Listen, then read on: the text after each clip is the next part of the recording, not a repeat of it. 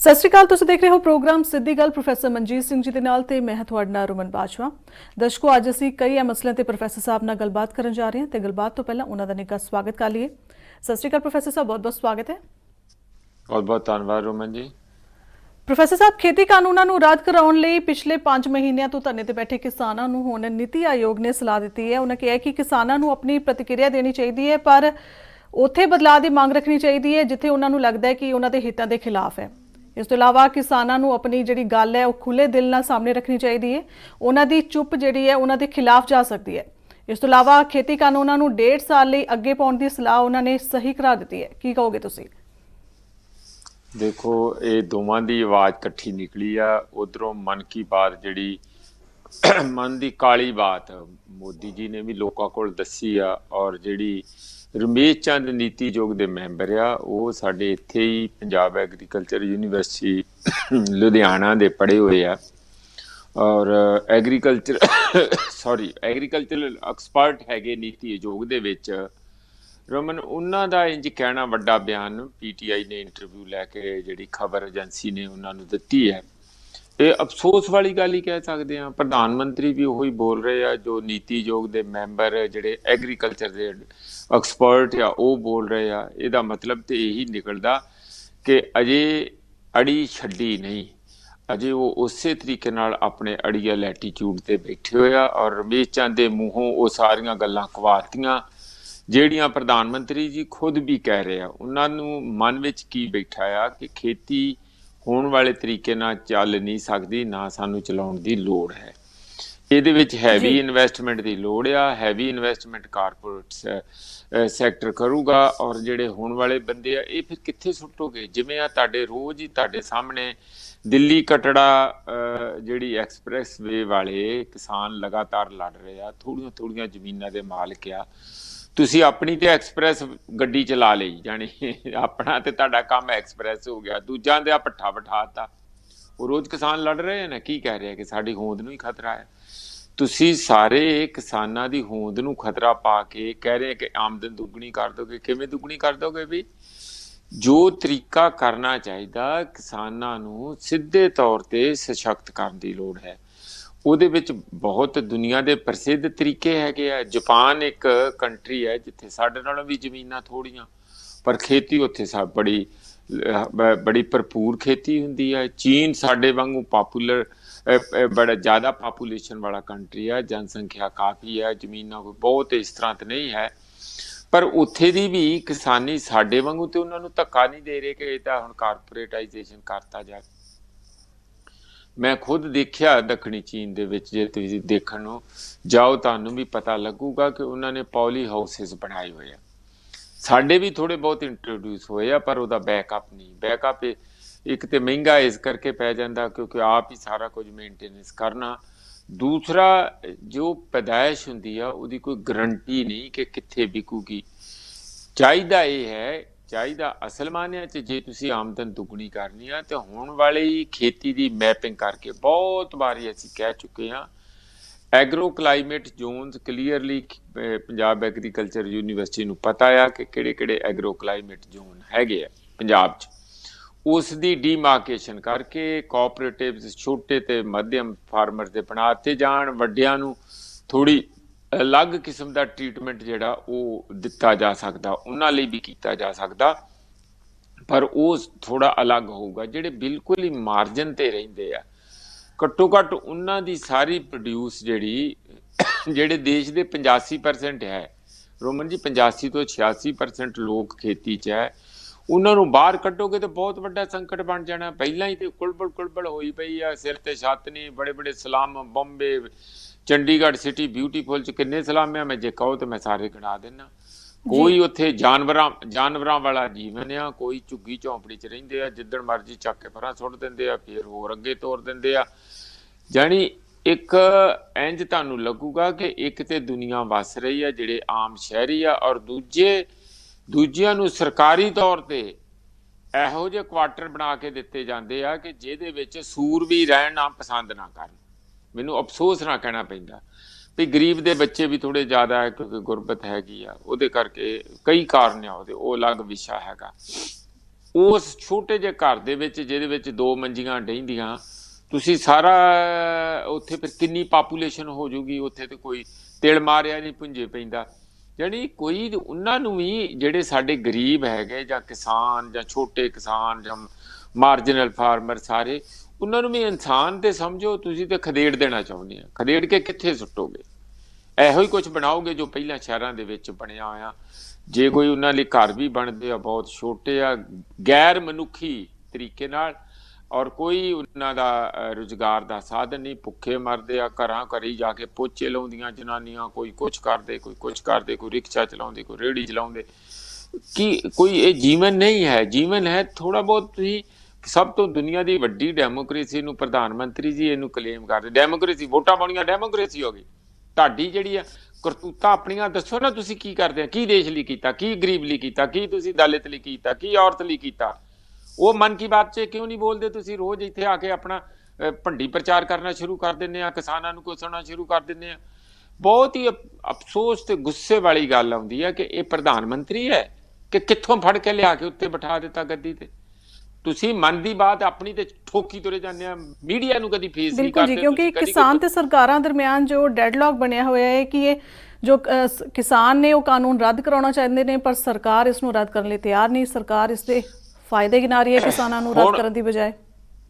ਹਾਂ, ਕਹਿ ਰਹੇ ਕਿ ਆਮਦਨ ਦੁੱਗਣੀ ਕਰਨੇ। ਮੈਂ ਇਸੇ ਗੱਲ ਤੇ ਕਹਿ ਰਿਹਾ, ਕਹਿ ਰਹੇ ਯਾਰ ਰਮੇਸ਼ ਚੰਦ ਵੀ ਜਿਹੜੇ ਐਗਰੀਕਲਚਰ ਐਕਸਪਰਟ ਤੇ ਇਹ ਵੀ ਕਹਿ ਰਹੇ ਆ ਕਿ ਜੇ ਖੇਤੀ ਨੂੰ ਖੁਸ਼ਹਾਲ ਬਣਾਉਣਾ ਤਾਂ ਫਿਰ ਤੁਸੀਂ ਜੋ ਵੀ ਅਸੀਂ ਕਾਨੂੰਨ ਲੈ ਕੇ ਆਏ ਆ ਉਸ ਨੂੰ ਲਾਗੂ ਕਰਨਾ ਪਊਗਾ। ਰਮੇਸ਼ ਚੰਦ ਜੀ ਦਾ ਕਹਿਣਾ ਜੇ ਆਮਦਨ ਦੁੱਗਣੀ ਕਰਨੀ ਆ ਤਾਂ ਇਹੋ ਹੀ ਇੱਕ ਤਰੀਕਾ ਬਚਿਆ ਕਿ ਕਾਨੂੰਨ ਲਾਗੂ ਕਰੋ। ਇਹ ਦੋਵਾਂ ਦੀ ਸੁਰਤ ਇੱਕੋ ਹੀ ਆ ਨਾ। ਮੇਰਾ ਇੱਕੋ ਗੱਲ ਦਾ ਜਿਹੜਾ ਮੈਨੂੰ ਖੇਦ ਹੈ ਕਿ ਕੀ ਇਹੋ ਹੀ ਤਰੀਕਾ ਬਚਿਆ ਜਿਹੜਾ ਇਹ ਕਹਿੰਦੇ? ਨਹੀਂ, ਬਹੁਤ ਦੁਨੀਆ 'ਚ ਬਹੁਤ ਇਹਦੇ ਨਾਲ ਵਧੀਆ ਤਰੀਕੇ ਹੈਗੇ ਆ। ਪਰ ਤੁਸੀਂ, ਪਹਿਲੀ ਗੱਲ ਹੈ ਕਿ ਤੁਸੀਂ, ਤੁਹਾਡਾ ਇਹ ਅਧਿਕਾਰ ਖੇਤਰ ਨਹੀਂ ਹੈ ਕਾਨੂੰਨ ਬਣਾਉਣਾ। ਇਹ ਤਾਂ ਹੈ ਹੀ ਜਿਹੜਾ ਸਟੇਟਾਂ ਦਾ ਅਧਿਕਾਰ ਖੇਤਰ ਆ। ਤੁਸੀਂ ਸਾਂਝੀ ਲਿਸਟ ਵਿੱਚੋਂ ਚੱਕ ਕੇ ਆਪਣੇ ਤੌਰ ਤੇ ਜ਼ਬਰਦਸਤੀ ਕਾਨੂੰਨ ਲੋਕਾਂ ਤੇ ਬਣਾਤੇ, ਜਿਹੜੇ ਕਿ ਸੰਵਿਧਾਨਿਕ ਤੌਰ ਤੇ ਬਿਲਕੁਲ ਗਲਤ ਆ। ਤੁਹਾਡੇ ਅਧਿਕਾਰ ਖੇਤਰ 'ਚ ਦਿੱਲੀ ਦੇ 'ਚ ਨਹੀਂ ਆਉਂਦਾ। ਦੂਜੀ ਗਲਤੀ ਵੱਡੀ ਕੀ ਕੀਤੀ ਹੈ ਕਿ ਜੋ ਹੁਣ ਜੂ ਕਹਿੰਦੇ ਸਾਨੂੰ ਦੱਸ ਦਿਓ, ਤੇ ਕਾਨੂੰਨ ਬਣਾਉਣ ਤੋਂ ਪਹਿਲਾਂ ਤੁਸੀਂ ਚੋਰਾਂ ਵਾਂਗੂ ਕਾਨੂੰਨ ਕਿਉਂ ਬਣਾਏ ਬਈ? ਇੰਨਾ ਹੀ ਕਿਸਾਨ ਯੂਨੀਅਨਾਂ ਨੂੰ ਜੇ ਪਹਿਲਾਂ ਤੁਸੀਂ ਸਾਲ ਇੱਕ ਡਿਸਕਸ ਕੀਤਾ ਹੁੰਦਾ, 2 ਸਾਲ ਉਹਨਾਂ ਦੇ ਵਿੱਚ ਡਿਬੇਟ ਕੀਤੀ ਹੁੰਦੀ, ਸੈਮੀਨਾਰ ਕੀਤੇ ਹੁੰਦੇ, ਤਾਂ ਫਿਰ ਇਹ ਰੌਲਾ ਤਾਂ ਨਾ ਪੈਂਦਾ। ਫਿਰ ਉਹਨਾਂ ਦੀ ਕੰਸੈਂਟ ਹੁੰਦੀ। ਜੋ ਉਹਨਾਂ ਦੇ ਸ਼ੰਕੇ, ਸੁਭਾ ਸ਼ੰਕੇ ਹੁੰਦੇ ਸਾਰੇ, ਉਹਨਾਂ ਸੈਮੀਨਾਰਾਂ 'ਚ, ਵਰਕਸ਼ਾਪਾਂ 'ਚ ਤੁਹਾਡੇ ਕੋਲ ਇੰਨਾ ਪੈਸਾ, ਅੰਨਾ ਮਣਾ ਮੂੰਹ, ਜਾਣੀ ਰੇਲ ਦੀਆਂ ਗੱਡੀਆਂ ਭਰ ਜਾਣ ਨਾ, ਰੇਲ ਗੱਡੀ ਜਿਹੜੀ ਮਾਲ ਗੱਡੀ ਆ, ਉਹਨਾਂ ਪੈਸਾ ਆ ਇਹ ਬੀਜੇਪੀ ਤੇ ਬੀਜੇਪੀ ਦੀ ਸਰਕਾਰ ਕੋਲ। ਉਹ ਤੁਸੀਂ ਕਿੱਥੇ ਲਿਜਾਣਾ ਆ? ਲੋਕਾਂ ਦੇ ਉੱਤੇ ਪਾਉਣਾ, ਬਾਅਦ 'ਚ ਲਾਸ਼ਾਂ ਫੂਕਣੀਆਂ ਉਹਦੇ 'ਚ। ਤੁਸੀਂ ਦੱਸੋ ਤਾਂ ਕੀ ਕਰਨਾ ਆ? ਤੁਸੀਂ ਉਹਨਾਂ ਪੈਸਿਆਂ ਦੇ ਨਾਲ ਲੋਕਾਂ ਦਾ ਜੀਵਨ ਸੁਧਾਰਨ ਦੀ ਕੋਸ਼ਿਸ਼ ਕਰੋ। ਤੁਸੀਂ ਪੁੱਠੇ ਪਾਸਿਆਂ ਨੂੰ ਮੂੰਹ ਖੋਲ ਦਿੱਤਾ। ਬਾਬੇ ਨਾਨਕ ਨੇ ਤੇ ਲੋਕਾਂ ਵੱਲ ਨੂੰ ਮੂੰਹ ਖੋਲਿਆ ਸੀਗਾ, ਤੇਰਾ ਤੇਰਾ ਕਰਕੇ। ਇਹਨਾਂ ਨੇ ਆ ਅਡਾਨੀ ਅਬਾਨੀ ਵੱਲ ਨੂੰ ਖੋਲਿਆ ਤੇ ਲੋਕਾਂ ਕੋਲੋਂ ਲੁੱਟੀ ਜਾਂਦੇ ਆ। ਇਹ ਕੰਮ ਬੰਦ ਹੋਣਾ ਚਾਹੀਦਾ। ਜੋ ਵੀ ਇਹ ਅੱਜ ਬਿਆਨ ਆਇਆ, ਬਹੁਤ ਹੀ ਅਫਸੋਸਜਨਕ ਬਿਆਨ ਆ, ਨਿਰਾਸ਼ਾਜਨਕ ਬਿਆਨ ਆ ਕਿ ਤੁਸੀਂ ਅਜੇ ਵੀ ਅੜੇ ਹੋਏ ਆ। ਕਹਿ ਰਹੇ ਆ ਕਿ ਕਿਸਾਨ ਗਲਤ ਆ, ਫਿਰ ਕਹਿ ਰਹੇ ਆ ਕਿ ਤੁਸੀਂ ਇਹ ਦੱਸੋ ਵੀ ਇਹਦੇ 'ਚ ਕੀ ਸੋਧਾਂ ਕਰ ਲਈਏ। ਵੀ ਤੁਹਾਨੂੰ ਹੁਣ ਕਿਉਂ ਦੱਸਣ? ਤੁਸੀਂ ਜਦੋਂ ਦੱਸਣ ਦਾ ਵੇਲਾ ਸੀਗਾ, ਜਦੋਂ ਪੁੱਛਣ ਦਾ ਵੇਲਾ ਸੀ, ਤੁਸੀਂ ਕਿਉਂ ਨਹੀਂ ਪੁੱਛਿਆ? ਕਿਉਂ ਧੱਕੇ ਨਾਲ ਲੈ ਕੇ ਆਏ? ਕਿਉਂ ਤੁਸੀਂ ਰਾਜ ਸਭਾ ਦੇ ਮੈਂਬਰਾਂ ਨੂੰ ਵੀ ਡਿਵੀਜ਼ਨ ਵੋਟ ਨਹੀਂ ਕੀਤਾ? ਕਿਉਂ ਸੁਪਰੀਮ ਕੋਰਟ ਵੀ ਕਿਸਾਨਾਂ ਦੇ ਨਾਲ ਨਹੀਂ ਖੜੀ ਹੋ ਰਹੀ? ਇਹ ਹਾਲਾਤ ਦੇਸ਼ ਦੇ ਬਿਲਕੁਲ ਠੀਕ ਨਹੀਂ ਹੈਗੇ ਰੋਮਨ। ਜਿਸ ਤਰੀਕੇ ਨਾਲ ਇਹ ਬਿਆਨ ਦੋਵੇਂ ਵੱਡੇ ਲੱਗੇ ਹੈਗੇ, ਇਸ ਦਾ ਰੈਪਰਕਸ਼ਨ ਤੁਸੀਂ ਆਉਣ ਵਾਲੇ ਸਮੇਂ 'ਚ ਦੇਖ ਲਿਓ। ਜੋ ਮਲੋਟ ਮੰਡੀ 'ਚ ਹੋਇਆ ਉਹ ਬਹੁਤ ਅਫਸੋਸ ਵਾਲੀ ਗੱਲ ਆ। ਪਰ ਜੇ ਤੁਸੀਂ ਬਿਲਕੁਲ ਕਿਸੇ ਦੀ ਸੁਣੋਗੇ ਨਹੀਂ ਤੇ ਲੋਕਾਂ ਨੇ ਜਿਹੜਾ ਮਾੜਾ ਮੋਟਾ ਵੀ ਕਾਨੂੰਨ ਦੇ ਵਿੱਚ ਰਹਿ ਕੇ ਜੀਵਨ ਨੂੰ ਬਸਰ ਕਰ ਰਿਹਾ, ਉਹ ਇੱਥੇ ਇੱਕ ਲੌਲੈਸਨੈਸ ਫੈਲੂਗੀ, ਬੇਵਿਸ਼ਵਾਸੀ ਫੈਲੂਗੀ। ਪ੍ਰਧਾਨ ਮੰਤਰੀ ਜੀ, ਉਹਨਾਂ ਦੀ ਟੀਮ, ਸਾਡੇ ਸੂਬੇ ਦੇ ਮੁੱਖ ਮੰਤਰੀ ਕੈਪਟਨ ਅਮਰਿੰਦਰ ਸਿੰਘ, ਇਹਨਾਂ ਸਾਰਿਆਂ ਨੂੰ ਸਾਡੀ ਤੇ ਅਪੀਲ ਹੈਗੀ ਕਿ ਇਹ ਜਿਹੜੀ ਥੱਲੇ ਅਫਰਾ ਤਫਰੀ ਵਾਲੀ ਹਾਲਾਤ ਬਣਦੀ ਜਾ ਰਹੀ ਹੈ, ਇਸ ਨੂੰ ਸੁਲਝਾ ਲਓ। ਅਜੇ ਵੀ ਮੌਕਾ। ਲੋਕਾਂ ਦਾ ਸਬਰ, ਉਸ ਨੂੰ ਨਾ ਟੈਸਟ ਕਰੋ, ਉਹਦੀ ਅੰਤ ਨਾ ਦੇਖੋ। ਵੈਸੇ ਜਿੰਨਾ ਤਕਲੀਫ ਦੇ ਚੁੱਕੇ ਆ ਉਹ ਕਿਤੇ ਘੱਟ ਨਹੀਂ। ਮੈਨੂੰ ਲੱਗਦਾ ਆਜ਼ਾਦ ਭਾਰਤ ਦੇ ਵਿੱਚ ਇਹ ਸਭ ਤੋਂ ਪਹਿਲੀ, ਸਭ ਤੋਂ ਵਿਸ਼ਾਲ, ਸਭ ਤੋਂ ਵੱਧ ਸਸਟੇਨੇਬਲ, ਸਭ ਤੋਂ ਵੱਧ ਆਰਗੇਨਾਈਜ਼ਡ ਕਿਸਾਨ ਮੂਵਮੈਂਟ ਹੈਗੀ ਹੈ। ਉਸ ਦੀ ਜਿਹੜੀ ਇੱਜ਼ਤ ਕਰਦੇ ਹੋਏ, ਉਸ ਦੀ ਜਿਹੜੀ ਜੋ ਵੀ ਉਹਨਾਂ ਦੀਆਂ ਮੰਗਾਂ ਹੈ ਉਸ ਦੇ ਨਾਲ ਸਹਾਨਭੂਤੀ ਰੱਖਦੇ ਹੋਏ ਮੌਕਾ ਆ ਗਿਆ ਕਿ ਡਾਇਲਾਗ ਕਰਕੇ ਕੋਈ ਹੱਲ ਕੱਢਿਆ ਜਾਏ। ਅਸੀਂ ਨਹੀਂ ਕਹਿੰਦੇ ਕਿ ਤੁਸੀਂ ਤੁਹਾਡੇ ਕਿੱਦਾਂ ਆ, ਕੀ ਆ, ਕੌਣ ਠੀਕ ਕੌਣ ਗਲਤ, ਪਰ ਡਾਇਲਾਗ ਤੇ ਸ਼ੁਰੂ ਕੀਤਾ ਜਾਏ। ਪਹਿਲਾਂ ਤੁਸੀਂ 26 ਜਨਵਰੀ ਤੋਂ ਹਰ ਚੌਥੇ ਦਿਨ ਮੀਟਿੰਗ ਕਰਦੇ ਸੀ, ਹੁਣ ਤੁਹਾਨੂੰ 2 ਮਹੀਨੇ ਤੋਂ ਉੱਪਰ ਟਾਈਮ ਹੋ ਗਿਆ, ਤੁਸੀਂ ਮੂੰਹ 'ਚ ਘੁੰਗਣੀਆਂ ਪਾ ਕੇ ਬਹਿ ਗਏ ਕਿ ਕਿਸਾਨਾਂ ਨੂੰ ਜਿਵੇਂ ਥਕਾ ਦੇਣਾ। ਇਹ ਭੁੱਲ ਜਾਓ, ਜੇ ਕਿਸਾਨਾਂ ਨੂੰ ਤੁਸੀਂ ਥਕਾਉਣਾ ਚਾਹੋਗੇ, ਕਿਸਾਨ ਨਹੀਂ ਥੱਕਣਗੇ, ਤੁਸੀਂ ਥੱਕ ਜਾਓਗੇ, ਪਰ ਉਦੋਂ ਤੱਕ ਪੂਰੇ ਦੇਸ਼ ਦੀ ਵਿਵਸਥਾ ਦਾ ਨੁਕਸਾਨ ਬਹੁਤ ਹੋ ਚੁੱਕਾ ਹੋਊਗਾ। ਰੋਮਨ ਜੀ ਪ੍ਰੋਫੈਸਰ ਸਾਹਿਬ, ਕੱਲ ਲੁਧਿਆਣਾ ਵਿੱਚ ਕਿਸਾਨ ਮਜ਼ਦੂਰਾਂ ਵੱਲੋਂ ਮਹਾਪੰਚਾਇਤ ਬੁਲਾਈ ਗਈ ਹੈ, ਜਿਸ ਵਿੱਚ ਕਿਸਾਨਾਂ, ਮਜ਼ਦੂਰਾਂ ਤੇ ਦਲਿਤ ਭਾਈਚਾਰੇ ਵੱਲੋਂ ਸਾਂਝੇ ਤੌਰ ਤੇ ਸੰਘਰਸ਼ ਵੰਡਣ ਦਾ ਅਹਿਦ ਲਿਆ ਗਿਆ। ਇਸ ਤੋਂ ਇਲਾਵਾ ਉਹਨਾਂ ਨੇ ਸਾਰੇ ਲੋਕਾਂ ਨੂੰ ਇਸ ਵਿੱਚ ਸ਼ਾਮਿਲ ਹੋਣ ਦੀ ਅਪੀਲ ਕੀਤੀ ਹੈ। ਰੋਮਨ, ਇਹ ਬੜੀ ਦਿਨਾਂ ਦੀ ਤਿਆਰੀ ਚੱਲ ਰਹੀ ਸੀਗੀ, ਕਿਉਂਕਿ ਪੰਜਾਬ ਦੇ ਅੰਦਰ ਇੱਕ RSS ਦਾ ਬਹੁਤ ਪਰਨੀਸ਼ੀਅਸ ਏਜੰਡਾ, ਬਹੁਤ ਖਤਰਨਾਕ ਏਜੰਡਾ ਚੱਲ ਰਿਹਾ। ਉਹ ਇਹ ਹੈ ਕਿ ਕਿਸਾਨਾਂ ਨੂੰ, ਜਿਹੜੇ ਖੇਤੀ 'ਚ ਦਲਿਤ ਭਾਈਚਾਰਾ, ਉਹਨਾਂ ਨੂੰ ਜਾਤੀਗਤ ਉਹਨਾਂ 'ਚ ਨਫ਼ਰਤ ਪਾ ਕੇ ਉਹਨਾਂ ਨੂੰ ਇੱਕ ਦੂਜੇ ਦੇ ਆਮਣੇ ਸਾਹਮਣੇ ਖੜਾ ਕਰਨਾ। ਇਹ ਸਾਨੂੰ ਬੜੀ ਦੇਰ ਦੀਆਂ ਖਬਰਾਂ ਆ ਰਹੀਆਂ ਸੀਗੀਆਂ ਤੇ ਸਾਨੂੰ ਬੜੀ ਚਿੰਤਾ ਸੀ ਕਿ ਬੜੀ ਮੁਸ਼ਕਲ ਦੇ ਨਾਲ ਲੋਕਾਂ 'ਚ ਏਕਾ ਹੋਇਆ, ਭਾਵੇਂ ਉਹ ਨੌਜਵਾਨ ਆ, ਭਾਵੇਂ ਉਹ ਸ਼ਹਿਰੀ ਹੈ, ਭਾਵੇਂ ਉਹ ਪੇਂਡੂ ਆ, ਕਿਸਾਨ ਆ, ਐਕਸ ਸਰਵਿਸਮੈਨ ਆ, ਲਿਖਾਰੀ ਆ, ਕਿਹੜਾ ਸੈਕਸ਼ਨ ਨਹੀਂ ਹੈ ਜਿਹੜਾ ਕਿਸਾਨਾਂ ਨਾਲ ਨਹੀਂ ਖੜਿਆ। ਟਰੇਡਰ ਵੀ ਵੱਡਾ ਸੈਕਸ਼ਨ ਖੜਿਆ, ਆੜਤੀਏ ਖੜੇ। ਤਾਂ ਤੁਸੀਂ ਉਹਨਾਂ ਦੇ ਵਿੱਚ ਵੀ ਇਹੋ ਜਿਹੀ ਨਫ਼ਰਤ ਪਾ ਕੇ, ਇੱਕ ਦੂਜੇ ਨੂੰ ਲੜਾ ਕੇ, ਕਿਸੇ ਨੂੰ ਲਾਲਚ ਦੇ ਕੇ, ਕਿਸੇ ਨੂੰ ਪਚਲਾ ਕੇ ਇਹ ਕਰਨਾ ਚਾਹੁੰਦੇ ਆ। ਇਹ ਤੇ ਬਹੁਤ ਹੀ ਪੰਜਾਬ ਲਈ, ਪੰਜਾਬ ਦੇ ਸੱਭਿਆਚਾਰ ਲਈ, ਪੰਜਾਬ ਦੇ ਵਿਰਸੇ ਲਈ ਘਾਤਕ ਹੋਊਗਾ। ਉਸ ਚਾਲਾਂ ਨੂੰ ਫੇਲ ਕਰਨ ਲਈ ਅਸੀਂ ਕੁਝ ਲਗਾਤਾਰ ਪਿਛਲੇ 1.5-2 ਮਹੀਨੇ ਤੋਂ ਕੋਸ਼ਿਸ਼ ਕਰ ਰਹੇ ਸੀ, ਤੇ ਇਹ ਤੋਂ ਪਹਿਲਾਂ ਇੱਕ ਗੁਰੂ ਨਾਨਕ ਭਵਨ ਲੁਧਿਆਣਾ 'ਚ ਹੀ ਇੱਕ ਕਨਵੈਨਸ਼ਨ ਕੀਤੀ ਸੀ ਤਿਆਰੀ ਲਈ, ਅੱਜ ਤੋਂ ਮਹੀਨਾ ਕੁ ਪਹਿਲਾਂ। ਤਾਂ ਹੁਣ ਅਸੀਂ ਇਹ ਜਿਹੜੀ SR ਲੱਦੜ, ਮੈਂ ਵੀ, ਹੋਰ ਸਾਰੇ ਸੱਜਣ ਮਿਲ ਕੇ ਇਹ ਜਿਹੜਾ ਉਪਰਾਲਾ ਕੀਤਾ, ਉਹਦਾ ਮੁੱਖ ਕਾਰਨ ਇਹੀ ਸੀ ਕਿ RSS ਨੂੰ ਜਵਾਬ ਦੇ ਸਕੀਏ ਕਿ ਦਲਿਤ ਭਾਈਚਾਰਾ ਜਾਂ ਸਾਡੇ ਜਿਹੜੇ SC BC OBC ਜਿਹੜੇ ਭਾਈਚਾਰਾ, ਉਸ ਨੂੰ ਤੁਸੀਂ ਕਿਸਾਨਾਂ ਨਾਲੋਂ ਜਾਤਾਂ ਦੇ ਆਧਾਰ ਤੇ ਅਲੱਗ ਨਹੀਂ ਕਰ ਸਕਦੇ। ਇਸ ਲਈ ਜਿਹੜਾ ਇਨੀਸ਼ੀਏਟਿਵ ਲਿਆ ਗਿਆ ਸੀ, ਇਹ ਦਲਿਤ ਭਾਈਚਾਰੇ ਵੱਲੋਂ ਲਿਆ ਗਿਆ ਸੀ। ਔਰ ਉਹਨਾਂ ਨੇ ਜਿਹੜਾ ਮੁੱਖ ਨਾਰਾ ਸੀ ਰੋਮਨ, ਉਹਨਾਂ ਦਾ ਸੀਗਾ ਕਿ ਕਿਰਤੀ ਬਚਾਓ, ਕਿਸਾਨ ਬਚਾਓ, ਸੰਵਿਧਾਨ ਬਚਾਓ। ਉੱਥੇ ਭਾਨੂ ਪ੍ਰਤਾਪ ਸਿੰਘ, ਜਿਹੜੇ ਸੁਪਰੀਮ ਕੋਰਟ ਦੇ ਐਡਵੋਕੇਟ, ਤਕਰੀਬਨ ਅੱਧਾ ਘੰਟਾ ਬਹੁਤ ਹੀ ਡਿਟੇਲ 'ਚ ਬੋਲੇ, ਔਰ ਉਹਨਾਂ ਨੇ ਸਾਫ਼ ਕਿਹਾ ਕਿ RSS ਦਾ ਡਿਜ਼ਾਈਨ ਆ 2025 'ਚ ਉਹ ਇੱਥੇ ਹਿੰਦੂ ਰਾਸ਼ਟਰ ਬਣਾਉਣਾ ਚਾਹੁੰਦੇ ਆ। ਉਦੋਂ ਪਹਿਲਾਂ ਇਹ ਸਾਰੇ ਦੇਸ਼ ਦੇ ਵਿੱਚ ਲੋਕਾਂ ਨੂੰ ਅਲੱਗ-ਅਲੱਗ ਤਰੀਕੇ ਨਾਲ ਕਮਜ਼ੋਰ ਕਰਕੇ, ਲੜਾ ਕੇ, ਨਫ਼ਰਤ ਪਾ ਕੇ, ਆਪਸ ਵਿੱਚ ਲੜਾਈਆਂ ਕਰਾ ਕੇ ਉਹ ਆਪਣਾ ਉਹ ਪੁਰਾਣਾ ਮਨੂਵਾਦੀ ਸੋਚ ਦਾ ਕਬਜ਼ਾ ਕਰਾਉਣਾ ਚਾਹੁੰਦੇ ਆ ਤੇ ਸੰਵਿਧਾਨ ਨੂੰ ਤਿਲਾਂਜਲੀ ਦੇਣਾ ਚਾਹੁੰਦੇ ਆ। ਉਹਨਾਂ ਨੇ ਇਹ ਵੀ ਕਿਹਾ ਕਿ ਪ੍ਰੈਕਟੀਕਲੀ ਤੇ ਸੰਵਿਧਾਨ ਹੁਣ ਬਹੁਤ ਹੀ ਫਰਿੰਜ ਦੇ ਚਲਾ ਗਿਆ, ਬਹੁਤ ਘੱਟ ਹੀ ਉਹਨੂੰ ਵੇਖਣ ਨੂੰ ਮਿਲਦਾ, ਨਹੀਂ ਤੇ ਜੋ ਕੁਝ ਦੇਸ਼ ਦੇ ਅੰਦਰ ਹੋ ਰਿਹਾ ਉਹ ਸੰਵਿਧਾਨਿਕ ਤੇ ਹੈ ਹੀ ਨਹੀਂ। ਨਾ ਸੰਵਿਧਾਨਿਕ ਸੀਗਾ ਧਾਰਾ 370 ਹਟਾਉਣਾ, ਨਾ ਸੰਵਿਧਾਨਿਕ ਸੀਗਾ CAA ਦਾ ਕਾਨੂੰਨ ਬਣਾਉਣਾ, ਨਾ ਸੰਵਿਧਾਨਿਕ ਤੌਰ ਤੇ ਠੀਕ ਹੈ ਤਿੰਨ ਕਾਲੇ ਖੇਤੀ ਕਾਨੂੰਨ ਬਣਾਉਣੇ। ਤੇ ਫਿਰ ਠੀਕ ਕੀ ਹੈ, ਜਦੋਂ ਪਾਰਲੀਮੈਂਟ ਹੀ ਪੁੱਠੇ ਕਾਨੂੰਨ ਬਣਾਉਣ ਲੱਗ ਜੂਗੀ ਤੇ ਸੰਵਿਧਾਨ ਦੀ ਫਿਰ ਵੈਲਿਊ ਕੀ ਰਹੂਗੀ, ਉਹਦੀ ਅਹਿਮੀਅਤ ਤੇ ਕੋਈ ਰਹਿੰਦੀ ਨਹੀਂ। ਇਹ ਉਹਨਾਂ ਨੇ ਬੜੀ ਡਿਟੇਲ ਉੱਥੇ ਬੋਲ ਕੇ ਦੱਸਿਆ, ਔਰ ਉਹ ਖੁਦ ਤੁਹਾਨੂੰ ਪਤਾ ਕਿ ਉਸੇ ਸਮੁਦਾਇ 'ਚੋਂ ਆ। ਤੇ ਜਦੋਂ ਇਸ ਕਿਸਮ ਦੇ ਉੱਥੇ ਨਵਦੀਪ ਕੌਰ ਵੀ ਆ ਕੇ ਬੋਲੀ, ਜਿਹੜੀ ਜਿਹਨੂੰ ਜੇਲ੍ਹ 'ਚ ਬੱਚੀ ਨੂੰ ਰੱਖਿਆ ਸੀ ਤੇ ਸਾਰੇ ਦੇਸ਼ ਦੁਨੀਆ ਦੇ ਵਿੱਚ ਉਹਦਾ ਰੌਲਾ ਪਿਆ ਸੀ, ਉਹਨਾਂ ਨੇ ਆ ਕੇ ਵੀ ਆਪਣੀ ਜਿਹੜੀ ਹੈ ਜ਼ਬਰਦਸਤ ਜਿਹੜਾ ਭਾਸ਼ਣ ਉਹਨਾਂ ਨੇ ਛੱਡਿਆ, ਦਿੱਤਾ ਭਾਸ਼ਣ। ਮੇਰਾ ਨਾਲ ਹੀ ਉੱਥੇ ਇਹ ਕਹਿਣਾ, SR ਲੱਦੜ ਜੀ ਵੀ ਬੋਲੇ, ਹੋਰ ਬਹੁਤ ਸਾਰੇ ਸੱਜਣ, ਪਰ ਨਾਲ 2 ਪ੍ਰਮੁੱਖ ਕਿਸਾਨ ਲੀਡਰ ਵੀ ਉੱਥੇ ਉਹਨਾਂ ਨੇ ਆਪਣੀ ਗੱਲ ਰੱਖੀ, ਜਿਨ੍ਹਾਂ 'ਚ ਬਲਬੀਰ ਸਿੰਘ ਰਾਜੇਵਾਲ ਸੀਗੇ ਤੇ ਹਰਮੀਤ ਸਿੰਘ ਕਾਦੀਆਂ ਸੀ। ਬਲਬੀਰ ਸਿੰਘ ਰਾਜੇਵਾਲ ਨੇ ਕਿਹਾ ਕਿ ਮੈਨੂੰ ਜ਼ਿੰਦਗੀ ਦੇ ਵਿੱਚ ਇੰਨੀ ਖੁਸ਼ੀ ਕਦੀ ਨਹੀਂ ਹੋਈ ਜਿੰਨੀ ਅੱਜ ਹੋਈ ਹੈ, ਕਿਉਂਕਿ ਮੇਰੇ ਮਨ ਵਿੱਚ ਹਮੇਸ਼ਾ ਹੁੰਦਾ ਸੀ ਕਿ ਇਹ ਭਾਈਚਾਰਾ ਵਧਣਾ ਚਾਹੀਦਾ। ਕਿਸਾਨਾਂ ਦਾ ਅਕਸਰ ਕਈ ਵਾਰੀ ਇਹੋ ਜਿਹਾ ਹੋ ਜਾਂਦਾ ਕਿ ਜਿਹੜਾ ਮਜ਼ਦੂਰ ਭਾਈਚਾਰਾ ਆਰਥਿਕ ਹਿੱਤਾਂ ਦੇ ਉੱਤੇ ਇੱਕ ਦੂਜੇ ਦੇ ਆਮਣੇ ਸਾਹਮਣੇ ਖੜੇ ਹੋ ਜਾਂਦੇ ਆ, ਤੇ ਮੈਨੂੰ ਕਹਿੰਦੇ ਉਹ ਬੜਾ ਦੁੱਖ ਦਿੰਦਾ ਸੀ। ਅੱਜ ਤੁਸੀਂ ਜਿਹੜਾ ਇਹ ਸੰਮੇਲਨ ਕਰਕੇ ਸਾਨੂੰ ਇੱਥੇ ਬੁਲਾਇਆ, ਕਿਸਾਨਾਂ ਔਰ ਮਜ਼ਦੂਰਾਂ ਦੇ ਵਿੱਚ ਇੱਕ ਏਕਾ ਕਰਨ ਦਾ ਉਪਰਾਲਾ ਕੀਤਾ।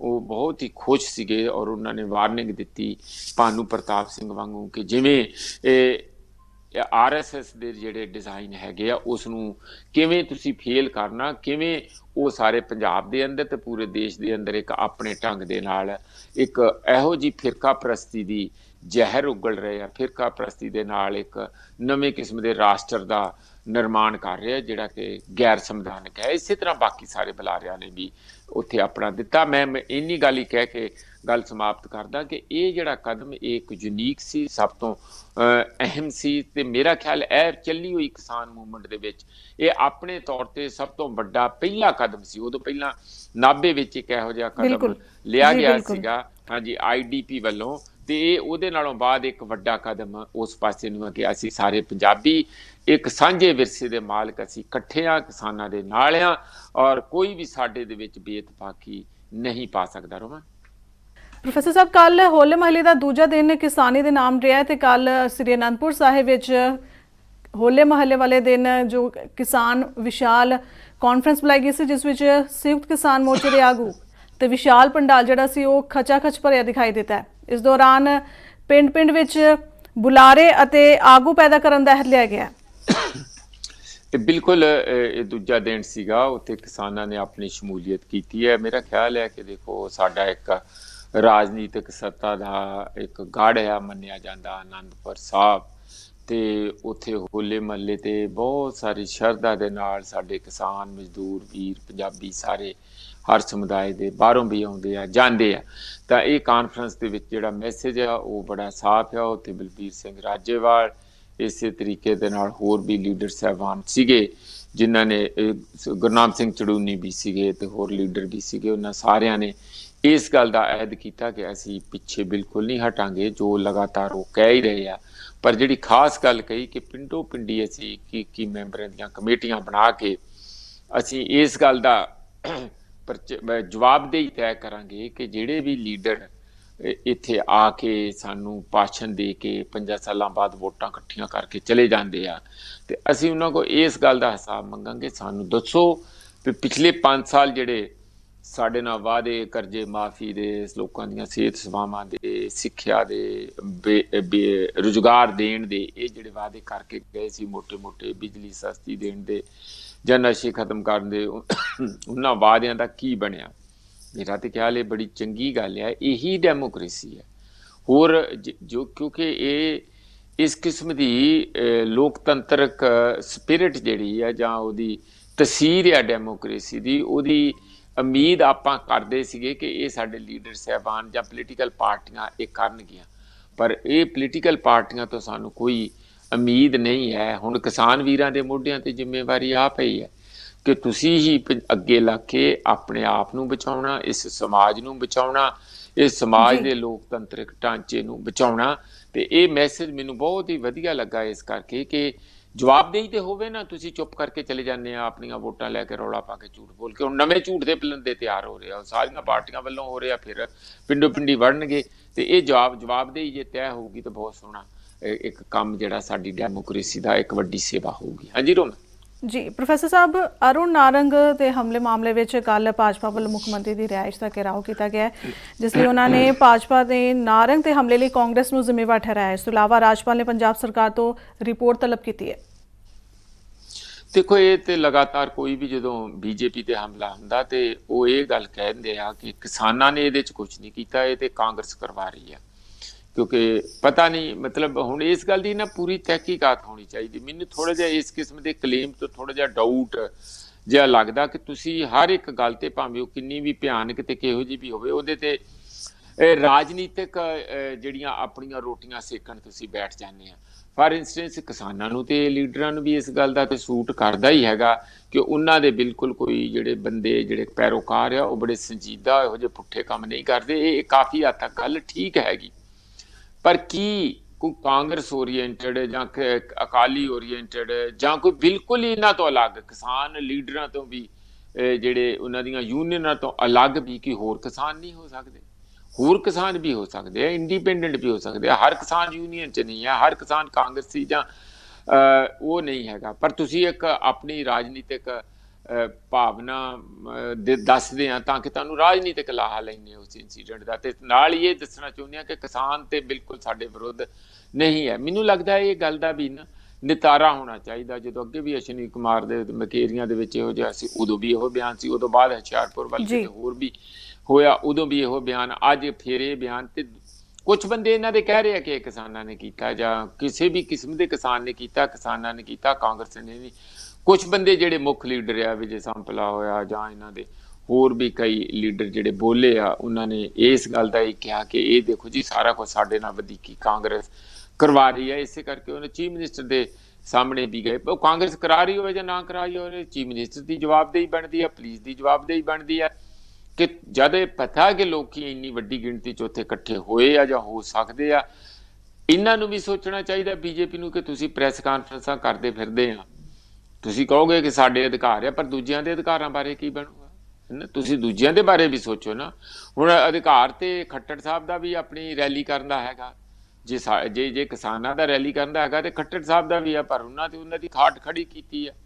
ਉਹ ਤੇ ਉੱਥੇ ਰੈਲੀ ਨਹੀਂ ਕਰਨੇ, ਨਾ ਦੁਸ਼ਯੰਤ ਚੌਟਾਲਾ ਦੀ ਹੋਣ ਦਿੱਤੀ, ਨਾ ਹੁਣ ਗਾਂ ਹੋਣ ਦੇਣ। ਤੁਸੀਂ ਲੋਕਾਂ ਦੇ ਨਾਲ ਇੰਨਾ ਧੱਕਾ ਕਰੋਗੇ, ਇਹਨਾਂ ਦੇ ਉੱਤੇ ਅਡਾਨੀ ਦਾ ਅੰਬਾਨੀਆਂ ਦੀਆਂ ਅੱਖਾਂ ਲਵਾ ਦਿਓਗੇ, ਉਹਨਾਂ ਨੂੰ ਇਸ਼ਾਰਾ ਕਰ ਦੋਗੇ ਕਿ ਕਰ ਲਓ ਕਬਜ਼ੇ, ਹੁਣ ਕੋਈ ਇਹਨਾਂ ਨਹੀਂ, ਅਸੀਂ ਕਰੋਨਾ ਦਾ ਰੌਲਾ ਪਾਇਆ ਹੋਇਆ, ਡਰੇ ਹੋਏ ਆ, ਕਬਜ਼ੇ ਕਰ ਲਓ।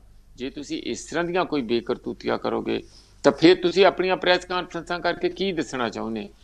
ਇਸ ਲਈ ਇੱਕ ਤੇ ਬੀਜੇਪੀ ਨੂੰ ਖੁਦ ਵੀ ਸੋਚਣਾ ਚਾਹੀਦਾ ਕਿ ਬਾਹਰ ਦੇ ਜਿਹੜੇ ਸਮਾਜ ਦੇ ਅੰਦਰ ਹਾਲਾਤ ਬਣ ਚੁੱਕੇ ਆ, ਜਿਸ ਦਾ ਕੰਟਰੀਬਿਊਸ਼ਨ ਕੱਲੀ ਬੀਜੇਪੀ ਦੀ ਨਹੀਂ ਹੈ, ਇਹ ਟੋਟਲ ਸਾਡੀ ਜਿਹੜੀ ਰਾਜਨੀਤਿਕ ਜਮਾਤ ਆ ਉਹਦਾ ਬਹੁਤ ਬੁਰੇ ਤਰੀਕੇ ਨਾਲ ਫੇਲਰ ਹੈ। ਕਿਉਂਕਿ ਇਹ ਇੱਕੋ ਦਿਨ 'ਚ ਨਹੀਂ ਹੋਇਆ, ਨਾ 10 ਸਾਲਾਂ 'ਚ ਹੋਇਆ। ਇਹ ਲਗਾਤਾਰ ਬੇਰੁਖੀ ਲੋਕਾਂ ਪ੍ਰਤੀ, ਲੋਕਾਂ ਨੂੰ ਲੁੱਟਣਾ, ਲੋਕਾਂ ਦੇ ਜਿਹੜੇ ਮੰਗਾਂ ਵੱਲ ਜਾਂ ਲੋਕਾਂ ਦੇ ਹਿੱਤਾਂ ਵੱਲ ਧਿਆਨ ਨੂੰ ਬੇਧਿਆਨਾ ਕਰਨਾ, ਇਸ ਕਰਕੇ ਇਹ ਸਾਰਾ ਕੁਝ ਵਿਗੜਿਆ। ਪਰ ਜਿਸ ਕਿਸਮ ਦਾ ਹਮਲਾ ਹੀ ਸਿੱਧਾ ਕਰ ਦਿੱਤਾ, ਸਿੱਧਾ ਹੀ ਹਮਲਾ ਕਰਤਾ ਲੋਕਾਂ ਦੇ ਉੱਤੇ, ਲੇਬਰ, ਮਜ਼ਦੂਰ, ਦਲਿਤ, ਔਰਤਾਂ, ਇਸ ਬੀਜੇਪੀ ਸਰਕਾਰ ਨੇ ਕੀਤਾ, ਉਹਦਾ ਤੇ ਫਿਰ ਰਿਐਕਸ਼ਨ ਵੀ ਓਡਾ ਹੀ ਵੱਡਾ ਹੋਊਗਾ ਨਾ ਜਿੰਨਾ ਵੱਡਾ ਤੁਸੀਂ ਹਮਲਾ ਕਰੋਗੇ। ਇਹ ਜਿਹੜੇ ਕੱਪੜੇ ਉਤਾਰਨੇ ਜਾਂ ਕਿਸੇ ਨੂੰ ਨਿਰਵਸਤਰ ਕਰਨਾ, ਇਹ ਬਹੁਤ ਹੀ ਨਿੰਦਨੀय ਹੈ। ਇਹ ਕਿਸੇ ਵੀ ਤਰੀਕੇ ਨਾਲ ਸੱਭਿਆ ਸਮਾਜ ਦਾ ਨਹੀਂ ਬਣਦਾ, ਨਾ ਹੀ ਇਹ ਸਾਡੇ ਪੰਜਾਬੀਆਂ ਦਾ ਜਾਂ ਸਾਡੇ ਹੋਰ ਲੈਗੇਸੀ ਦਾ ਕਿਸੇ ਵੀ ਕਿਸਮ ਦਾ ਉਹਦਾ ਸਾਡਾ ਸਿਰ ਉੱਚਾ ਕਰਦਾ। ਪਰ ਇਹਦੇ ਨਾਲ ਸਾਨੂੰ ਸਮਝਣਾ ਚਾਹੀਦਾ ਕਿ ਇਹ ਜਿਹੜੇ ਨਿਰਵਸਤਰ ਸਮੁੱਚੀ ਰਾਜਨੀਤਿਕ ਜਮਾਤ ਹੋਈ ਆ ਰਮਨ, ਜਿਨ੍ਹਾਂ ਨੇ ਅੱਜ ਤੱਕ ਲੋਕਾਂ ਦੀ ਬਾਤ ਨਹੀਂ ਪੁੱਛੀ। बिल्कुल जी, क्योंकि किसान आगू जगजीत सिंह डल्लेवाल ने कहा कि ये जो घटना है वो निंदनीयोग है, पर इसका जो कारण है वो भाजपा आगुआं वालों लगातार किसानां विरुद्ध की जा रही बयानबाजी है, जिसका उन्हां नूं खमियाजा भुगतना पिया है। बयानबाजी भी है। साडे बड़े ही वैसे नरम ख्यालीए लगदे हुंदे आ हरजीत सिंह गरेवाल, वो इहो जिहा बयान पिछे जे तो पता नहीं की भूत सवार हो गया जदों तो अमित शाह नूं मिले आ, ते बहुत ही सख्त बयान दिंदे आ जिहड़ा कि बहुत ही ਚੜਾਉਣ ਵਾਲਾ, ਤੇ ਜਾਣੀ ਪੰਜਾਬ ਦੇ ਵਿੱਚ ਤੇ ਨਹੀਂ ਇਹੋ ਜਿਹਾ ਬਿਆਨ ਆਉਣਾ ਚਾਹੀਦਾ। ਇਸੇ ਤਰੀਕੇ ਨਾਲ ਜਿਹੜੇ ਹੋਰ ਕਾਂਗਰਸ ਦੇ ਪ੍ਰਮੁੱਖ ਲੀਡਰ ਆ, ਉਹ ਅਜੇ ਵੀ ਇਸ ਗੱਲ ਲਈ ਖੜੇ ਆ ਕਿ ਲੋਕਾਂ ਨੂੰ ਅਸੀਂ ਮਨਾਉਣਾ ਕਿ ਨਹੀਂ ਕਾਨੂੰਨ ਠੀਕ ਹੈ। ਜਿਵੇਂ ਕੱਲ ਮੋਦੀ ਜੀ ਦਾ ਬਿਆਨ ਆ ਗਿਆ, ਤੇ ਇਹ ਜਿਹੜੇ ਉਹਨਾਂ ਦੇ ਭਗਤ ਲੋਕ ਆ, ਜਿਹੜੇ ਬਲਾਈਂਡ ਫਾਲੋਅਰ ਆ, ਉਹਨਾਂ ਨੂੰ ਸਮਝਣਾ ਚਾਹੀਦਾ ਕਿ ਭਗਤੀ ਦੇ ਨਾਲ ਢਿੱਡ ਨਹੀਂ ਭਰਦਾ, ਕੰਮ ਕੀਤਿਆਂ ਰੋਟੀ ਖਾਦਿਆਂ ਹੀ ਢਿੱਡ ਭਰਨਾ। ਤੇ ਇਹ ਆਪਾਂ ਆਪਣੀ ਜ਼ਿੰਮੇਵਾਰੀ ਸਮਝ ਕੇ, ਕਿਸਾਨਾਂ ਪ੍ਰਤੀ ਸਮਝ ਕੇ, ਦੇਸ਼ ਪ੍ਰਤੀ ਜ਼ਿੰਮੇਵਾਰੀ ਸਮਝ ਕੇ, ਇਹ ਲੋੜ ਹੈਗੀ ਆ ਕਿ ਆਪਾਂ ਕੋਈ ਨਾ ਕੋਈ ਡਾਇਲਾਗ ਸ਼ੁਰੂ ਕਰੀਏ, ਡਾਇਲਾਗ ਸ਼ੁਰੂ ਕਰਕੇ ਕੋਈ ਹੱਲ ਕੱਢੀਏ। ਕਾਨੂੰਨ ਵਾਪਸ ਹੋ ਜਾਣਗੇ, ਕੋਈ ਸਮਾਨ ਨਹੀਂ ਡਿੱਗਣ ਲੱਗਾ। ਜੇ ਤੁਸੀਂ 1.5 ਸਾਲ ਲਈ ਸਸਪੈਂਡ ਕਰਨਾ ਤੇ 3 ਸਾਲ ਲਈ ਵਾਪਸ ਇੱਕ ਵਾਰੀ ਕਰੋ, ਕਮੇਟੀ ਬਣਾ ਲਓ, ਦੁਬਾਰਾ ਹੋ ਜੂਗਾ। ਇਹਦੇ 'ਚ ਕਿਹੜੀ ਗੱਲ ਹੈ? ਕਾਨੂੰਨ ਜੇ ਬਣਨੇ ਆ ਤੇ ਬਣਨੇ ਆ, ਪਰ ਉਸ ਕਿਸੇ ਤਰੀਕੇ ਨਾਲ ਬਣਾਓ। ਇਸ ਲਈ ਇਸ ਨੂੰ ਗੱਲ ਦਾ ਤੇ ਨਿਤਾਰਾ ਹੋਣਾ ਚਾਹੀਦਾ। ਪਰ ਜਿਸ ਕਿਸਮ ਨਾਲ ਐਟੀਟਿਊਡ ਦਿਖ ਰਿਹਾ, ਉਹ ਲੋਕਾਂ ਨੂੰ ਹੋਰ ਦੁਖੀ ਕਰਨ ਵਾਲਾ, ਲੋਕਾਂ ਦੇ ਉੱਤੇ ਕਿਸੇ ਵੀ ਕਿਸਮ ਨਾਲ ਉਹਨਾਂ ਨੂੰ ਰਾਹਤ ਪਹੁੰਚਾਉਣ ਵਾਲਾ ਨਹੀਂ ਹੈ। ਰੋਮਨ ਜੀ, ਪ੍ਰੋਫੈਸਰ ਸਾਹਿਬ, ਉਧਰ ਗੁਆਂਢੀ ਸੂਬੇ ਹਰਿਆਣਾ ਵਿੱਚ ਪੰਚਾਇਤੀ ਚੋਣਾਂ ਜਿਹੜੀਆਂ ਨੇ ਉਹ ਕੁਝ ਸਮੇਂ ਲਈ ਅੱਗੇ ਟਾਲ ਦਿੱਤੀਆਂ ਗਈਆਂ ਨੇ। ਸਿਆਸੀ ਮਾਹਰ ਇਸ ਨੂੰ ਕਿਸਾਨੀ ਅੰਦੋਲਨ ਕਾਰਨ ਦੱਸ ਰਹੇ ਨੇ। ਉਹਨਾਂ ਮੁਤਾਬਿਕ ਜੋ ਸਰਕਾਰ ਹੈ ਉਹ ਕਿਸਾਨੀ ਅੰਦੋਲਨ ਕਾਰਨ ਹਾਰ ਦਾ ਸਾਹਮਣਾ ਨਹੀਂ ਕਰਨਾ ਚਾਹੁੰਦੀ। ਦੇਖੋ ਰਮਨ, ਇਹ ਨਾ ਹਰਿਆਣੇ ਦੀ ਆਦਤ ਹੀ ਆ 6 ਮਹੀਨੇ ਚੋਣਾਂ ਲੇਟ ਕਰਾਉਣੀਆਂ। ਪਤਾ ਨਹੀਂ ਕੀ ਗੱਲ ਆ, ਇਹਨਾਂ ਲੋਕਾਂ ਨੂੰ ਕਿਉਂ ਨਹੀਂ ਪੁੱਛਦਾ? ਜਿਹੜੀ ਸਾਡੀ ਸੁਪਰੀਮ ਕੋਰਟ ਆ ਜਾਂ ਹਾਈ ਕੋਰਟ ਆ, ਉਹ ਸੂਓ ਮੋਟੋ ਨੋਟਿਸ ਲੈ ਕੇ ਇਹਨਾਂ ਨੂੰ ਨੋਟਿਸ ਕਿਉਂ ਨਹੀਂ ਜਾਰੀ ਕਰਦੇ ਵੀ ਸਰਕਾਰਾਂ ਨੂੰ ਵੀ ਤੁਸੀਂ ਤੇ ਚੁਣੀਆਂ ਹੋਈਆਂ ਜ਼ਿੰਮੇਵਾਰ ਸਰਕਾਰਾਂ ਆ, ਤੁਸੀਂ ਹੋਰ ਕਿਸੇ ਨੂੰ ਫੱਟ ਦੇਣੀ ਸੂਓ ਮੋਟੋ ਕਰਦੇ ਆ। ਜਦੋਂ ਸੀਜੇਆਈ ਰੰਜਨ ਗਗੋਈ ਦੇ ਉੱਤੇ ਕਿਸੇ ਲੜਕੀ ਨੇ ਦੋਸ਼ ਲਾਇਆ ਕਿ ਇਹਨੇ ਮੈਨੂੰ ਸੈਕਸ਼ੂਅਲੀ ਹਰਾਸ ਕੀਤਾ, ਤੇ ਫੱਟ ਦੇਣੀ ਛੁੱਟੀ ਵਾਲੇ ਦਿਨ ਵੀ ਕੋਰਟ ਬੁਲਾ ਲਈ ਤੇ 15 ਦਿਨਾਂ ਦੇ ਵਿੱਚ ਆਪਣੇ ਆਪ ਨੂੰ ਬਰੀ ਕਰਕੇ ਬਹਿ ਗਏ। ਤੁਸੀਂ ਜਿੱਥੇ ਲੋਕਾਂ ਦੀ ਡੈਮੋਕ੍ਰੇਸੀ ਦੀ ਜਾਂ ਕੋਈ ਆਵਾਜ਼ ਰੱਖਣ ਵਾਲੇ ਸੰਸਥਾਨ ਆ, ਜਿਵੇਂ ਇਹ ਲੋਕਲ ਬਾਡੀਜ਼ ਹੈ, ਭਾਵੇਂ ਮਿਊਨਿਸਪਲ ਕਾਰਪੋਰੇਸ਼ਨ ਆ, ਪੰਚਾਇਤਾਂ, ਬੜੀਆਂ ਅਹਿਮ ਬਾਡੀਜ਼, ਤੁਸੀਂ ਵੈਸੇ ਹੀ ਉਹਨਾਂ ਨੂੰ 6 ਮਹੀਨੇ ਪਿਛਲੀ ਵਾਰੀ ਵੀ ਲੇਟ ਕਰਤਾ, ਐਤਕੀ ਫਿਰ ਲੈ। ਹੁਣ ਇਹ ਫਰਵਰੀ ਦੇ ਇਹਨਾਂ ਦੀ ਟੈਨਿਓਰ ਖਤਮ ਹੋ ਗਈ ਹੈ, ਮਾਰਚ ਵਿੱਚ ਜਾ ਗਿਆ। ਇਹਨਾਂ ਨੂੰ ਪਿਛਲੇ ਸਾਲ ਤੋਂ ਤਿਆਰੀ ਕਰਕੇ ਜਨਵਰੀ ਵਿੱਚ ਚੋਣਾਂ ਖਤਮ ਕਰ ਦੇਣੀਆਂ ਚਾਹੀਦੀਆਂ ਸੀਗੀਆਂ, ਕਿਉਂ ਨਹੀਂ ਕੀਤੀਆਂ ਬਈ? ਇਹ ਜਿਹੜੀਆਂ ਜੋ ਵੀ ਤੌਰ ਤਰੀਕੇ ਬਣਾਏ ਹੋਏ ਆ ਕਿ ਇਹਨਾਂ ਦਾ ਕੀ ਹੈਗਾ, ਇਹ ਤਾਂ ਟੇਕਨ ਫਾਰ ਗ੍ਰਾਂਟਡ ਹੈ, ਕੀ ਕਰਨਗੇ? ਹੁਣ ਇਹਨਾਂ ਨੂੰ ਪਹਿਲੀ ਵਾਰੀ ਸਾਡੇ ਲੀਡਰਾਂ ਨੂੰ ਹੋਸ਼ ਆਈ ਹੈ ਵੀ ਜੇ ਕੋਈ ਕਾਰਨ ਤੇ ਜਨਤਾ ਆ ਜਾਏ ਤਾਂ ਬਹੁਤ ਕੁਝ ਕਰ ਸਕਦੀ ਹੈ। ਇੱਥੋਂ ਮੇਰਾ ਖਿਆਲ ਸਬਕ ਸਿੱਖਣ ਵਾਲੀ ਗੱਲ ਹੈ। ਬਹਾਨਾ ਕੀ ਪਾ ਰਹੇ ਆ ਹੁਣ ਚੋਣਾਂ ਨੂੰ ਪੋਸਟਪੋਨ ਕਰਨ ਦਾ, ਕਿ ਦੇਖੋ ਜੀ ਅਸੀਂ 200 ਨਵੀਆਂ ਪੰਚਾਇਤਾਂ ਬਣਾਈਆਂ, ਇਸ ਲਈ ਉਹ ਨਵੀਆਂ ਪੰਚਾਇਤਾਂ ਦੀਆਂ ਲਿਸਟਾਂ ਨਹੀਂ ਪੂਰੀਆਂ ਹੁੰਦੀਆਂ ਤੇ ਫਿਰ ਰਿਜ਼ਾਈਨ ਕਰ ਦਿਓ। ਜੇ ਤੁਹਾਡੇ ਕੋਲ ਕੰਮ ਨਹੀਂ ਹੁੰਦਾ ਰਿਜ਼ਾਈਨ ਕਰ ਦਿਓ। ਸੱਤਾ ਨੂੰ ਕਿਉਂ ਚੰਬੜੇ ਹੋਏ ਆ? 200 ਪਿੰਡਾਂ ਦੀਆਂ ਲਿਸਟਾਂ ਕਿੱਡੀਆਂ ਹੁੰਦੀਆਂ? ਤੁਹਾਡੀ ਸਰਕਾਰ ਕਿੱਡੀ ਹੈਗੀ ਆ? ਜਿਹੜੀ ਗੱਪਾਂ ਮਾਰਨ ਲਈ ਇਹੀ ਇੱਕ ਪਾਰਟੀ ਹੈ ਜਿਹੜੀ ਸਭ ਤੋਂ ਵੱਧ ਠੋਕ ਕੇ ਗੱਪ ਮਾਰਦੀ ਹੈ, ਪੇਲ ਦਿੰਦੀ ਹੈ ਵੀ ਚਲੋ ਰੇਡ ਦੋ ਇੱਕ ਵਾਰੀ, ਆਪੇ ਲੋਕਾਂ 'ਚ ਕੁਛ ਨਾ ਕਿਤੇ ਤੇ ਚਿਪਕੀ ਜਾਊਗੀ, ਕੋਈ ਨਾ ਕੋਈ ਤੇ ਇਹਨੂੰ ਸੱਚ ਮੰਨੇ ਲਊਗਾ। ਅਸਲੀਅਤ ਬਿਲਕੁਲ ਇਹੋ ਹੀ ਹੈ ਜਿਵੇਂ ਰੋਮਨ ਜੀ ਤੁਸੀਂ ਕਿਹਾ ਕਿ ਲੋਕਾਂ ਦੇ ਵਿੱਚ ਰੋਸ਼ ਇੰਨਾ ਆ। ਪਿੱਛੇ ਜਿਹੜੀਆਂ ਮਿਊਨਿਸਪਲ ਕਾਰਪੋਰੇਸ਼ਨ ਦੀਆਂ 3 ਕਾਰਪੋਰੇਸ਼ਨਾਂ ਤੇ ਕੌਂਸਲਾਂ ਦੀਆਂ ਤੇ 4 ਦੀਆਂ ਚੋਣਾਂ ਹੋਈਆਂ, ਉਹਦੇ 'ਚ ਬੀਜੇਪੀ ਦਾ ਲੋਕਾਂ ਨੇ ਕਾਫੀ ਦੁਰਗਤ ਕੀਤੀ ਹੈਗੀ ਆ। ਮੈਜੋਰਿਟੀ ਦੇ ਵਿੱਚ ਨੌਨ ਬੀਜੇਪੀ ਲੋਕਾਂ ਦਾ ਕਬਜ਼ਾ ਹੋ ਗਿਆ, ਤੇ ਪੰਚਾਇਤਾਂ 'ਚ ਤੇ ਬਿਲਕੁਲ ਇਹਨਾਂ ਦਾ ਸੂਪੜਾ ਹੀ ਸਾਫ਼ ਹੋ ਜਾਊਗਾ।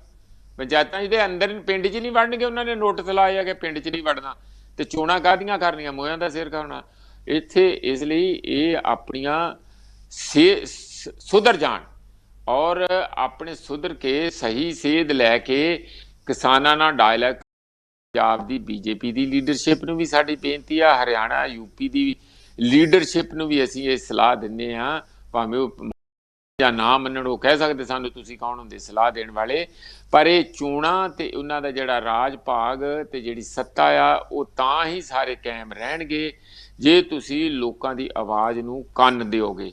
ਜੇ ਤੁਸੀਂ ਆਪ ਹੀ ਆਪਣੇ ਤੌਰ ਤੇ ਹੋਰ ਹੀ ਕੋਈ ਸ਼ੋਰ ਬਚਾਓਗੇ ਜਿਹੜਾ ਲੋਕਾਂ ਨੂੰ ਸਮਝ ਨਹੀਂ ਪੈਂਦਾ, ਤਾਂ ਫਿਰ ਇਹ ਗੈਪ ਜੋ ਪੈ ਗਿਆ ਇਹ ਬੜਾ ਖਤਰਨਾਕ ਆ।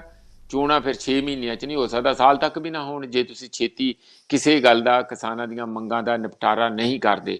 ਤੇ ਚੰਗੀ ਗੱਲ ਇਹੀ ਹੈ ਕਿ ਉਹ ਨਿਪਟਾਰਾ ਕੀਤਾ ਜਾਏ, ਕਿਉਂਕਿ ਹੋਰ ਵੀ ਜਿਹੜੇ ਵਿਕਾਸ ਦੇ ਕੰਮ ਆ ਉਹ ਬੜੇ ਬੁਰੇ ਤਰੀਕੇ ਨਾਲ ਪ੍ਰਭਾਵਿਤ ਹੋ ਰਹੇ ਆ, ਖਾਸ ਕਰ ਪੰਜਾਬ ਹਰਿਆਣੇ 'ਚ। ਹਾਂਜੀ ਰੋਮਨ। ਸੋ ਪ੍ਰੋਫੈਸਰ ਸਾਹਿਬ, ਵੇਲਾ ਚੱਲਿਆ ਪ੍ਰੋਗਰਾਮ ਦੀ ਸਮਾਪਤੀ ਵੱਲ, ਤੁਹਾਡੇ ਤੋਂ ਇਜਾਜ਼ਤ ਚਾਹਾਂਗੇ। ਤੁਸੀਂ ਆਪਣਾ ਕੀਮਤੀ ਸਮਾਂ ਕੱਢਿਆ ਲਈ ਤੁਹਾਡਾ ਬਹੁਤ ਬਹੁਤ ਧੰਨਵਾਦ। ਬਹੁਤ ਬਹੁਤ ਸ਼ੁਕਰੀਆ ਰੋਮਨ, ਤੁਹਾਡਾ, ਤੁਹਾਡੀ ਟੀਮ ਦਾ, ਸਾਡੇ ਸਰੋਤਿਆਂ ਦਾ ਵੀ ਬਹੁਤ ਬਹੁਤ ਧੰਨਵਾਦ। ਦਰਸ਼ਕੋ, ਤੁਸੀਂ ਦੇਖ ਰਹੇ ਸੀ ਪ੍ਰੋਗਰਾਮ ਸਿੱਧੀ ਗੱਲ। ਕੱਲ ਫਿਰ ਹਾਜ਼ਰ ਹੋਵਾਂਗੇ। ਇਜਾਜ਼ਤ ਦਿਓ। ਧੰਨਵਾਦ।